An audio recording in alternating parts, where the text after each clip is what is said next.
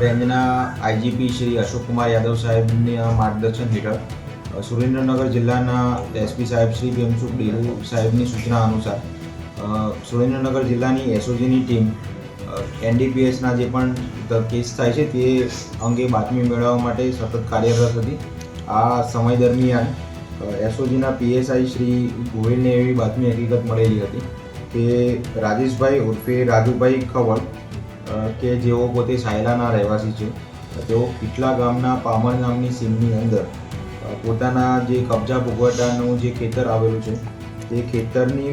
વાડીની અંદર કપાસનું વાવેતર કરેલું છે તેમ બતાવીને તેની આડમાં ગેરકાયદેસર રીતે કોઈપણ પ્રકારના પાસ કે પરમિટ વગર લીલા ગાંજાનું વાવેતર કરેલું હતું. આ બાતમી હકીકત મળ્યા બાદ એસઓજી દ્વારા તે ઈસમ અને તેના ખેતર અંગે વોચ ગોઠવવામાં આવેલી હતી અને આ બાતમી અંતર્ગત રેડ કરીને લીલા ગાંજાના છોડ કુલ 180 નંગ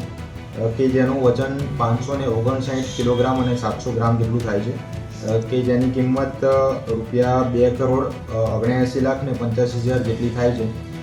આ મુદ્દામાલ સાથે આરોપીને ઝડપી પાડવામાં આવેલો હતો અને આ આરોપીને ધોરણસર અટક કરીને દજાડા પોલીસ સ્ટેશન ખાતે ગુનો દાખલ કરવામાં આવેલો છે.